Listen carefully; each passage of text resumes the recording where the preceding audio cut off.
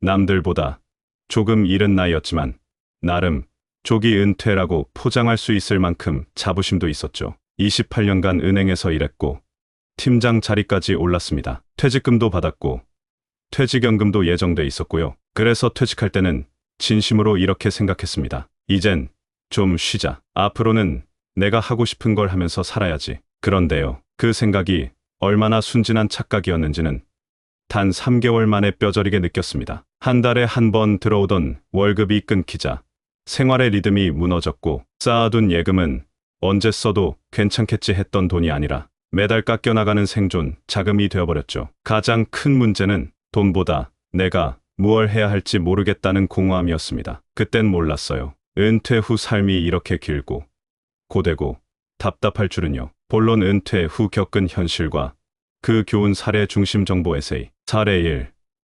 퇴직금 1억 5천. 1년 만에 4천만 원만 남았다. 소비 패턴은 그대로인데 수입은 제로가 된 52세 남성의 이야기. 강 팀장 가명. 52세은 은행에서 28년을 일했습니다. 퇴직 당시 받은 퇴직금은 약 1억 5천만 원. 그는 이렇게 생각했죠. 1억 5천이면 적어도 5년은 여유롭게 살 수 있겠지. 하지만 현실은 달랐습니다. 퇴직 후에도 평소처럼 주말엔 외식, 평일엔 골프 연습, 가족들과의 여행, 월세 부담은 없었지만 매달 평균 300만 원씩 쓰다 보니 1년 만에 1억 이상이 빠져나갔습니다. 놀랍게도 그 자신도 어디에 그렇게 썼는지 모를 정도였어요. 문제는 소비 습관이 아니라 현금 흐름의 부재였습니다. 월급이 끊긴 게 이렇게 무서운 건 줄 몰랐어요. 그냥 쓰던 대로 썼을 뿐인데 돈은 너무 빨리 줄더라고요. 그는 결국 지인 소개로 동네 부동산 중개 보조로 일하게 되었고 지금은 하루 10시간 일하며 180만 원 정도를 법니다. 강 팀장은 말합니다. 돈이 문제가 아니라 은퇴 전에 현금이 멈췄을 때를 상상해보는 연습이 필요했어요. 그게 없으면 다 놓칩니다. 사례 2. 퇴직 후 한 달. 부부 사이가 어색해졌다. 일상이 사라진 남편과 여전히 분주한 아내 사이의 갈등. 박모 씨 54세는 퇴직 후 갑자기 아내와의 관계가 어색해졌습니다. 이전까지는 늘 바쁘게 살았고 아내는 집안일과 개인 생활에 집중하고 있었습니다. 그런데 남편이 집에 항상 있게 되면서 부부 간의 거리감이 이상하게 좁아졌고 그게 오히려 갈등의 원인이 됐죠. 박 씨는 이렇게 말합니다. 아내는 자기만의 루틴이 있었는데 제가 그걸 망친 셈이더라고요. 저는 같이 커피 마시고 이야기 나누자고 했지만 아내는 왜 자꾸 옆에 있냐는 눈치였어요. 문제는 단순히 함께 있는 시간이 늘어서가 아닙니다. 박 씨는 은퇴 후 삶을 어떻게 설계할지 생각해 본 적이 없었고 자신만의 활동도 없었죠. 하루 종일 TV를 보고 유튜브를 보며 시간을 죽이다 보니 무기력감과 우울감이 밀려오기 시작했습니다. 결국 그는 지역 커뮤니티 센터에서 시니어 대상 재무상담 봉사에 참여하며 다시 삶의 리듬을 찾았습니다. 아내도 저도 서로의 생활권을 지켜주는 게 필요하단 걸 알았어요. 은퇴하면 부부가 더 붙는 게 아니라 오히려 각자 할 일이 있어야 서로를 존중할 수 있더라고요. 사례 3. 창업.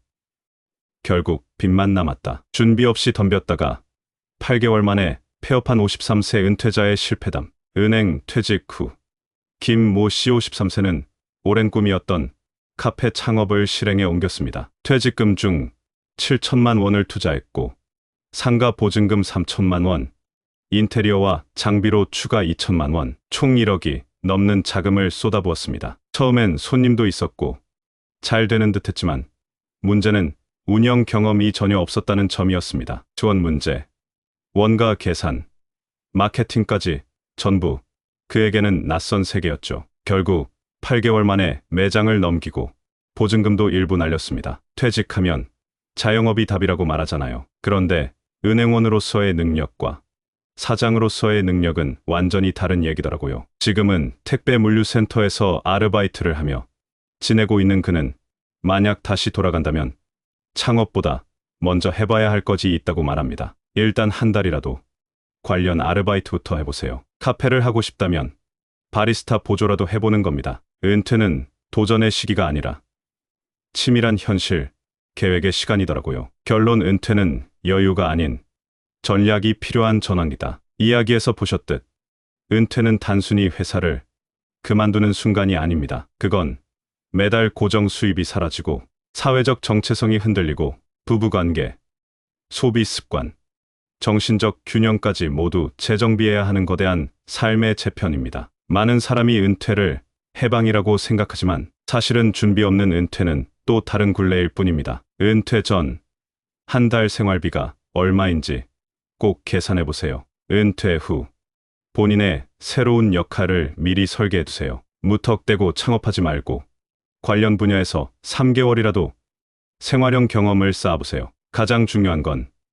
현금 흐름이 끊겼을 때 내 삶이 얼마나 버틸 수 있는지 진지하게 점검하는 겁니다. 마무리 한마디, 그땐 몰랐다. 이 말이 후회가 아니라 미리 준비해서 그때 알았기 때문에 괜찮았다는 말로 바뀔 수 있기를 바랍니다. 솔직히 말해서 많은 분들이 은퇴를 너무 단순하게 생각하십니다. 퇴직금 받으면 여유 좀 생기겠지.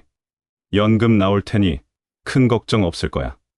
그동안 못 쉰 거 보상받자. 그렇게 생각하고 퇴직하신 분들, 실제로 상담실에 들어오시는 순간엔 얼굴부터 굳어져 있습니다. 왜일까요? 은퇴는 새로운 시작이라고 누군가는 말하지만 준비 없는 은퇴는 처음부터 절벽 위에 선 상태입니다. 첫 번째 진실, 월급이 끊기면 돈의 무게가 달라진다. 제가 상담했던 52세 전직 은행원 고객님은 처음에 이렇게 말씀하셨어요. 선생님, 1억 2천 퇴직금 받았고요. 주식도 4천 있어요. 이 정도면 괜찮죠? 하지만 제가 생활비 항목을 쭉 정리해보니 매달 고정 지출이 약 370만 원이었습니다. 보험료, 아이 대학 학자금, 부모님 용돈, 생활비, 차량 유지비까지 포함해서요. 그분은 그제야 충격을 받으셨죠.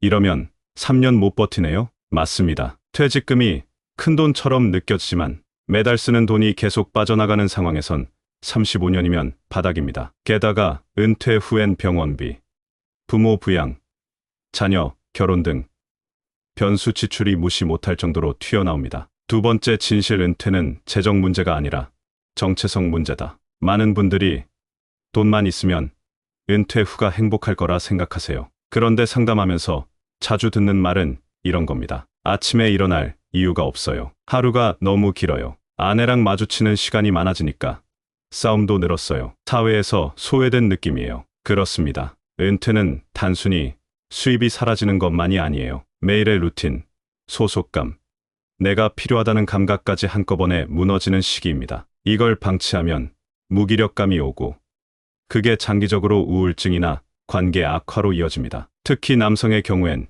이 정체성 붕괴가 훨씬 심각합니다. 30년 넘게 조직에서 존중받고 살아오다가 갑자기 집 안에서 왜 자꾸 TV만 보냐는 잔소리를 듣게 되면 자존감은 급속히 떨어지죠. 세 번째 진실, 퇴직 후 창업은 도전이 아니라 생존 전략이다. 많은 분들이 퇴직 후 제일 먼저 떠올리는 게 창업입니다. 카페, 치킨집, 중고 매장, 무인 아이템샵 등등 상담 오시는 분들 중 절반이 이런 계획을 갖고 계세요. 하지만 현실은 냉정합니다. 창업 1년 생존율 40%, 3년 생존율은 25% 이하라는 통계가 있어요. 게다가 중년 이후 창업은 젊은 창업보다 더 위험합니다. 왜일까요? 리스크를 감당할 체력이 부족하고 실패 시 다시 재취업할 기회가 거의 없으며 자금 여유가 없기 때문에 버티기 싸움에서 무조건 밀립니다. 제 고객 중 한 분은 퇴직 후 카페 창업으로 8개월 만에 9천만 원을 날리고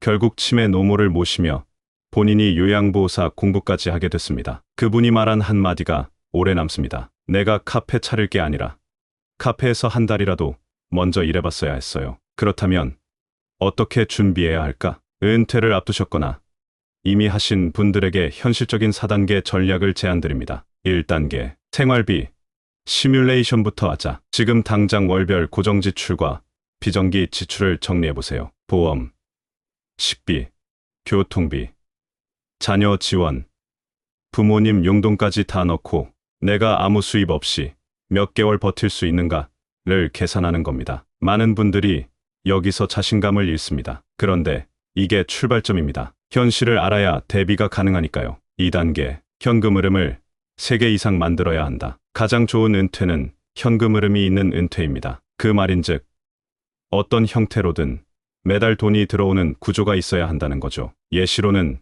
다음과 같습니다. 소형, 임대 부동산, 배당주 중심의 주식 포트폴리오, 고정 강의, 자문, 프리랜서, 업무, 자격증 기반의 부업, 예 공인중개사, 요양보호사, 세무보조. 단, 여기서 주의할 건 한 가지에 올인하지 말 것입니다. 현금 흐름은 분산돼 있어야 하나가 막혀도 전체가 무너지지 않습니다. 3단계, 역할이 있어야 우울하지 않다. 은퇴 후 진짜 중요한 건 돈보다 역할입니다. 돈이 아무리 있어도 내가 할 일이 없고 누군가에게 필요한 존재가 아니라면 삶의 의미를 잃게 되죠. 그래서 은퇴 전 12년 동안 내가 해보고 싶은 활동을 미리 체험해보는 것이 필요합니다. 봉사활동, 평생교육, 동네 프로그램, 동호회 등 다양합니다. 중요한 건 시간 때우기가 아니라 매주 정해진 시간에 내가 가야 할 곳이 있다는 감각입니다. 그게 삶의 리듬을 잡아줍니다. 4단계,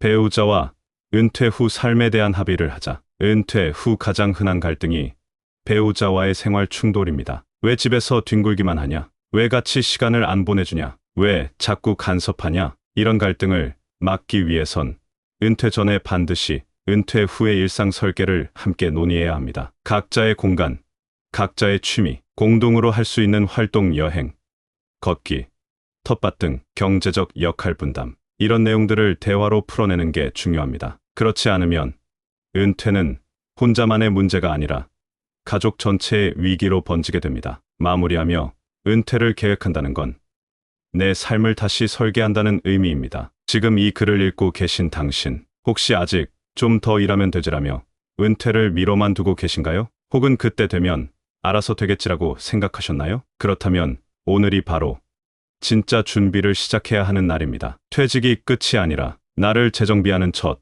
단추가 되기 위해선 지금부터 숫자와 일상, 관계와 삶의 의미까지 모두 점검하셔야 합니다. 당신의 은퇴, 고립이 아닌 새로운 도약이 될 수 있길 진심으로 응원합니다.